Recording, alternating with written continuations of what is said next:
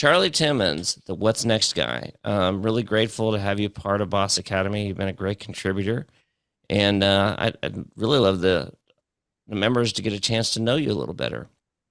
So I've got a few questions for you here. What are the outcomes that your clients get when working with you? Well, Paul, first, thanks for having me in the spotlight. I appreciate that very much. Paul, everybody on this call has experienced success in their careers before they even showed up at Boss Academy. They've all chosen a way to make a greater impact than themselves. I believe we all have superpowers and hidden potential. My 3 decades of client work indicate that most haven't found it yet, and let alone put it out into the world. These high caliber individuals with which I partner gain clarity about themselves, alignment with what's next in their professional life, and engagement to make happen what they need to make happen to have the impact they want to make a difference that matters. I mean, that's amazing, but I'm curious, what's the payoff to them right away? They get clear about who they are. The biggest misconception I've found is that people really don't know who they are. They've lived somebody else's life because they've been told this is the way you have to be successful in the work world. And suddenly, when they are not in the work world anymore, they've gotten off the merry-go-round, they've been kicked to the curb, they're forced to confront who they really are. They don't know who they are. So I help them get clarity, because in there lies the potential to do great things that they may not have ever thought they could do, and they're damn frightened about doing them. And I've been blessed to work directly with you, so I know a little bit about your approach, but what is it that you do to get these outcomes for them? Well, I partner with high caliber achievers, looking to better position their superpowers so they can deliver massive value. That's what they have in common. Most of the times they're over 45, 50 years of age, men, women. They're trying to, and I've been leveraging my 20 years of experience and engagements. I've developed an innovative, what I call bespoke approach that elevates my clients' stories and increases their probability of achieving the success and fulfillment they deserve. I know that everyone in Boss Academy is very purpose driven, and I know you're a purpose driven person, but really, why do you do this? Well, I believe we're all meant to make an impact and contribute meaningfully, Paul. And you've heard me say this time and time again. So I'm always driven to find a better way for myself and for my clients.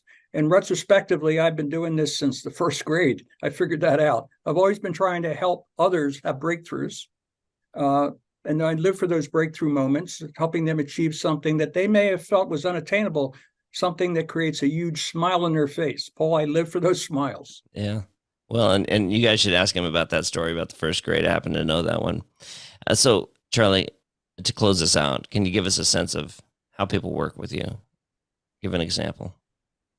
That's fine, Paul. Together, we try to find a better way for them. I try to get them outside of the box, try to get them to engage in contrarian thinking and push them beyond their comfort zone to discover what's next and how to get it sooner rather than later. So leveraging this bespoke approach, clients gain clarity about the who, the what, the why, and the how of what makes them differentiated. What is their value proposition? And this enables them to really come in touch with their authentic personal brand. The personal brand is not lipstick on a pig. It's authentic. It's from the inside out. And I help them go through my human archaeology process to help them identify what is their brand really, and then align that brand with the marketplace to figure out with whom should they partner and with whom should they do business.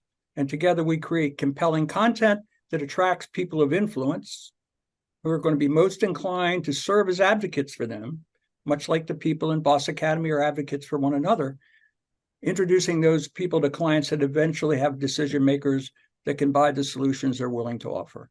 Can I share a story with you, Paul? Please do, and I hope it's the one we talked about yesterday. It was a great story. Wonderful. I was at a networking event in the morning. The speaker was a guy named Himmelman, and some of you might know this gentleman. He helps people unlock the creativity within each of us.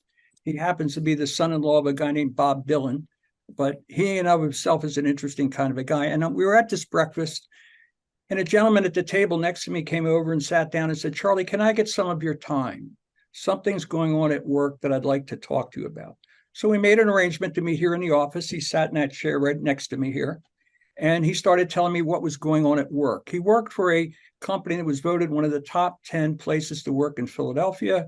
It's a family-owned business. They had a great culture, and suddenly things started to change. He would come in the office and see empty offices of fellow workers that had been there for 20 years like him. And there was no explanation. Where did they go? And I said, what's happened? He said, well, the third generation decided not to continue in the business, and they brought in some professionals to run the business. Really, what are their names? And I began to Google them. And I said, you're in trouble. He said, what do you think? I think you have a bullseye on your back. He said what I said to him at the time. And he was shocked. And he said, these people are there to either sell you guys or to take you public. My question to you is, why should they keep you around? He said, what do you mean? I said, you're overpaid, you've been there too long, and you're lowering the valuation of the company. Look at yourself on a spreadsheet. They want to get rid of you, so why should they keep you? And he didn't have an answer. And we started working together because what he wanted to do is make sure that he could be there another 2.5 years to retire with a full pension. They actually had a pension, and he wanted to get his full pension. So we realized that he knew every iteration of the SaaS product that is the backbone of the company. Nobody else in the company knew it because they had let all those people go. What do we call it? Institutional knowledge walked out the door. And he had it. It wasn't written down anywhere. It was in his head. And I said, senior leadership is going to need that. He said, why? Because people from Wall Street are going to drive down to the building and want to be briefed by the senior leadership on why the valuation should be what it is, why the product is unique and different. You have those answers. Now, how can you get that information from the 4th floor to the 7th floor? I don't know. And we came up with a very novel idea. I told him to go out and buy a 4-foot-high roll of butcher paper. We've all seen it when we bought fish, so on and so forth.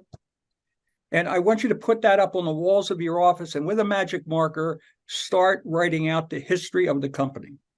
He said, why? And I said, just please do what I ask you to do. And he did. Within several days, people were sticking their head in his office saying, what are you doing? Are you going crazy? He said, no, this is the history of the company.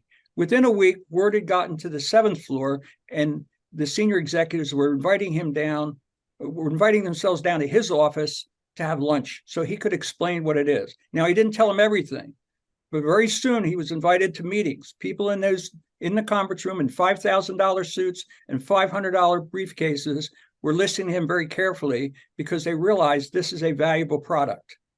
In February, he called me. Charlie, are you sitting down? I sat down, and he said, we just went public. I said, congratulations. What's that worth to you? And I could feel him blushing on the other end of the phone line. High 7 figures. I said, congratulations. It's time to quit. He said, no, I told you I want to retire at the end of 24.